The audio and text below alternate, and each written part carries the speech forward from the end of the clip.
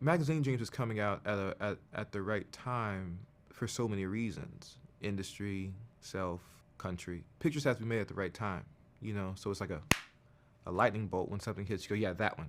The first thing I wanted to talk about, I just want to thank you because you're actually the one that introduced me to, you want to say it, Warrior the Light I see that. by Paulo Coelho. Good man. Good And man. it's still a book I lean on all the time. If I ever need like a little bit of juice, it still gives me that little push forward. I love it. I love that for you. Nice. I think the cool thing is there's actually a strong connection between what's talked about in the book and what I see in this movie because uh, there's an emphasis on self-reflection, right? And I feel like in this movie there's a lot of misguided introspection that happens with Killian Maddox. Yeah. So my first question actually is how does this role kind of change your perspective on introspection? Great question. You have to clean house, right? I think introspection can be, I think it's a step, right? But until you have the support around you, right, to actually deal with the stuff that you're gonna see when you do go inside and take a tally of what it all is, um, it's a it's a it's a it's an oddly dangerous game without support, right? And without guidance. Because what you see as a flaw may actually be a strength. And what you see as a strength may actually be a flaw, right? And so I think it's important to have some type of, especially as we mature, right? To have some type of guide, mentor, therapist, counselor, pastor, religion, anything, right? Outside of yourself, right? To be able to set the barometer straight. So when you look inside, you actually have a value system as to where you are um, in space and time based off the values that you have outside. Does that make sense? Are we getting too deep? Yeah. Yeah, yeah, No, yeah, no, yeah. this is where I want to be. This Yeah, is where I want let's to be. be Let's here stay then. here. Let's be here. Yeah, Yeah. yeah, yeah, yeah, yeah. Mhm. That's what I believe.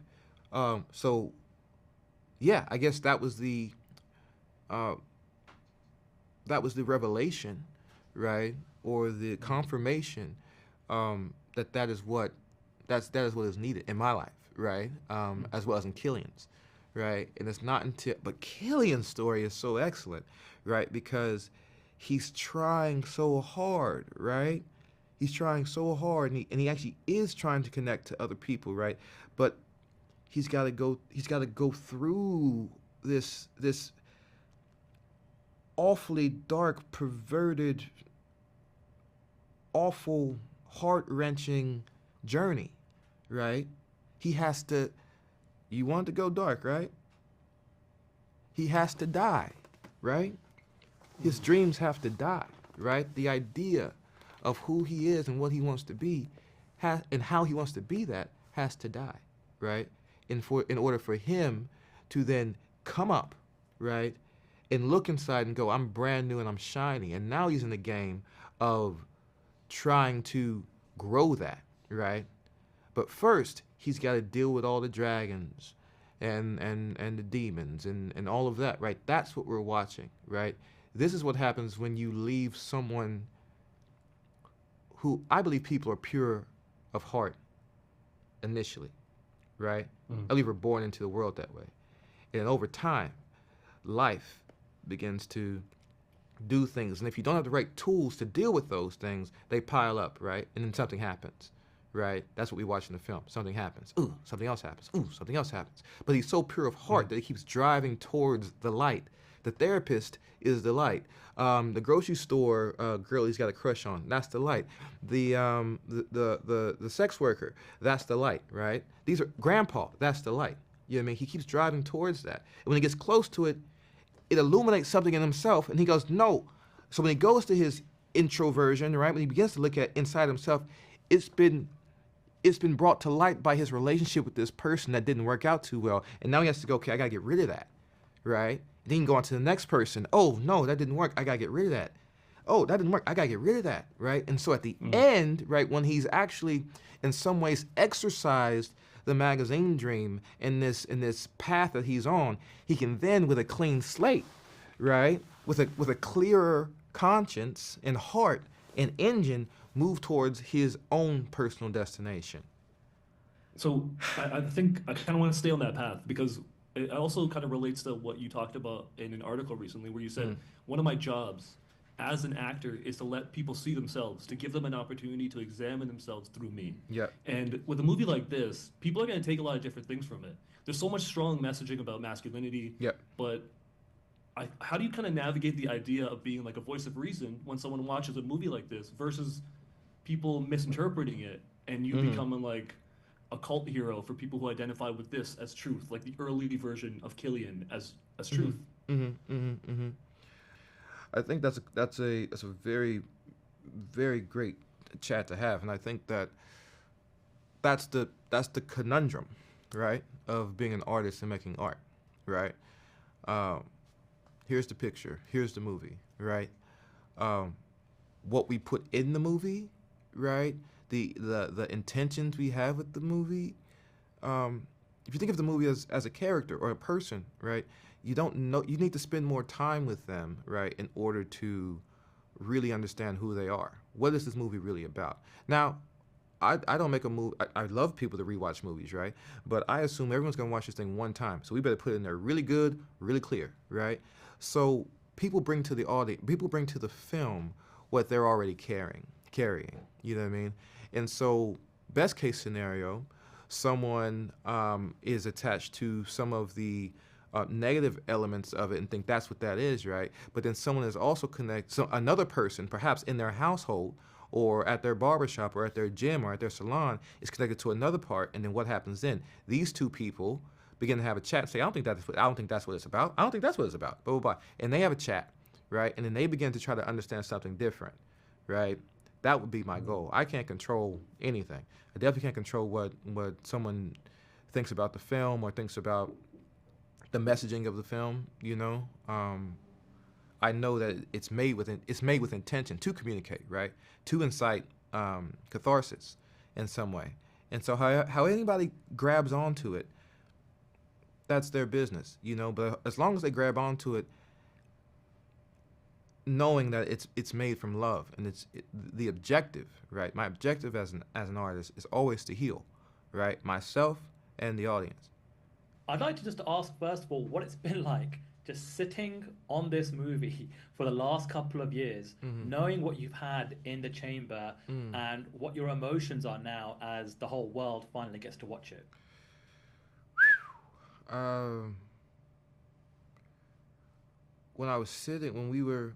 Because we were all sitting on it, right? Like, I fell down, and because of that, the whole film had to kind of stop, and then everybody's sitting on it. That was the first moment of hope, right? That because of events in my life, other people could have walked away. We could have walked away from this film, but they stayed with it. Briarcliff picked it up. LAMF kept pushing it, took it overseas. That was the beginning of the hope. And that's all it was. I hope it gets out. I hope it gets out. Not just for me, but for everybody who worked on this film. And then we're here, and there's a huge amount of gratefulness and humility, on my part, to you guys, for even participating in this, and the team that helped make it, right? And then there's the third beat, which is the people are gonna see it now, right? And that's where it gets, I dare say, exciting, because I believe the film is, everyone says this all the time, but special. I do think the film is uniquely special. The story we're telling, how Elijah and Adam decided to shoot it, Elijah Bynum's writing, of course, all the casts that play in it. It's just, I'll be as bold to say this, I don't know if we make movies like this anymore. And I definitely know that it's not a picture that I've seen um, that covers a character in such depth and with such sensitivity as we do with Killian Maddox in Magazine Dreams. Could you just give some insight into what it was like training physically, the Mm-hmm. nutrition involved, even Mm-hmm. just psychologically and emotionally, what it took for you Mm-hmm. to not just maintain the physique Mm-hmm. during the shoot, Mm-hmm. but then to also dedicate the time, effort, and energy Mm-hmm. into the character of Killian and, getting these performances out there during the shoot. So we're going to talk about what the preparation was like, right? So um, I'm getting good at this now. The preparation for Magazine Dreams and Killian specifically was probably the first time that the physical was just as important. Well, not just as important, but I knew it would be valued by the audience. I had a sense that the physical would be valued by the audience at the same degree that the emotionality and the characterization would, right? Sometimes it's like this, sometimes it's like this, sometimes like this, like they're always even, but sometimes one's more forward, right? This was the case where they were both forward. And so it was the first time I had the opportunity to kind of see if I could weave these two together in the preparation. So, if you want to be a quote unquote method actor, right, and you want to test that, be a bodybuilder, because you can't fake the funk. You just can't fake it. You know what I mean? There's nothing you can do. I have, I'm the smallest man in my family, right, at 6 feet, 6'1" and about 200 pounds, right? That said, genetics can only get you so far, right? So it can get you far. Bodybuilders will attest to this, right? They can get you far, but they can't get you that far. They can't get you to a Ronnie Coleman, or Brah. They can't do that,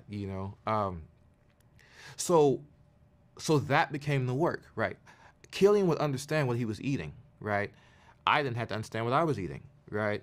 Killian would understand why he lifts this way for this part of the bicep. I didn't have to learn that as well. And so as I educated myself on the bodybuilder world and the nutrition and the resting of that, I became closer and closer and closer to Killian, right? And so the training, I viewed the training as rehearsal. Every time I'm in the gym, I'm rehearsing, right? But she allowed me to get closer and closer and closer and closer and closer to the essence and to the physicality of Killian. So yeah, you name it, we did it. Lift that, did it. Run here, did it. Did it. You know what I mean? Like it was probably the most intense physical time of my life, as far as training and dieting and all of that, because up until that point, I grew up on a farm, so I like whole foods and stuff like that. That's my natural palate. But, I could tell you, the day we did the competition, and my trainer, my posing coach said, "Hey man, you can have Wingstop if you want," which, so it's like a chicken wing joint, right, and fries. I know it. Yeah. Okay. Cool, bro. Dog, that was probably the best day, one of the best days of my life, except for the day my daughter was born and the day I met my fiance. But Jesus, it was incredible, So yeah, it was tough, very tough. Yeah. Do you feel like there's still stories that because clearly right now you're in a spot you have that film with Martin Villeneuve, Mm-hmm. and you're looking at future projects. Is there any kind of characters that you on a personal level have kind of connected with that you would love to start working on or even be able to develop projects through? I've never really been that guy, probably because of you take what you get and you make the best out of it, Mm-hmm. Yeah, I think I love Paul Robeson. I think that could be an interesting story to tell, and yet we'd have to see how we would do it, right, and how we would tell this man's journey, his saga, as it were. Mm-hmm. Magazine Dreams was coming out at the right time for so many reasons, right? Industry, self, country. At the right time. Pictures have to be made at the right time, you know, so it's like a lightning bolt when something hits. You go, yeah, that one, you know. So no, I have no ambition, you know, to play a specific role. I'm looking forward to being on set soon, but no ambition for a particular role or story. You obviously, one of your co-stars in the movie is a professional bodybuilder Yes. in Mike O'Hearn. Yes. And so what was it like working with him? Did you get any sessions in with him on set or before you started shooting? And also, do you have a message for the bodybuilding community who I'd imagine will be checking this out opening weekend? No, Mike, the beautiful thing about Mike, and I hope you don't mind me saying this, but we were both students of each other, right? And so I was watching him as being one of these, you know, one of the, I mean, yeah, I don't mind superlatives. Like, he's one of the most iconic bodybuilders of all time. You know what I mean? Of all time. And so I'm one, amazed that he's doing the film, and two, amazed that he's there. You know what I mean? And he was so sweet, right? And he was posing, right? So I got to watch him pose, and I really got to study him while he was posing. And then conversely, you know, Mike is a hyphenate, right? But his mother career, his initial foray into the entertainment industry wasn't acting, though he's a fine actor. And he began to he was watching me, you know, and so we're just kind of studying each other, you know, this whole time in character, and learning from each other, you know. So yeah, his aesthetic and the way he moves is just so elegant. Like, he is 110%, you know, that guy, you know, in that world. And then your second question was? The message to the bodybuilding community. The message to the bodybuilding community. Yeah, this is what I would say to the bodybuilding community. Hello, girls and guys. Magazine Dreams is coming. I believe that I tried my best. We all tried our best to tell a story that encapsulates just a bit of what it is we as sportsmen and women go through in order to participate at the highest level of bodybuilding. And though I believe we've only encapsulated a small bit of what you all experience on the regular, I do believe wholeheartedly that it's the truth. And I hope you guys enjoy it, and I hope they can see themselves in it. And I hope that they continue to be as strong and as focused and as united as the bodybuilding community is. Because the bodybuilding community is one of the most affectionate, loving, sweet group of people I've ever experienced. And doing this film, they've wrapped their arms around me. They're huge arms. They wrapped their arms around me and allowed me to not play in their world, but be in their world. And I thank you for that, and I hope that you all see a bit of yourself in this picture.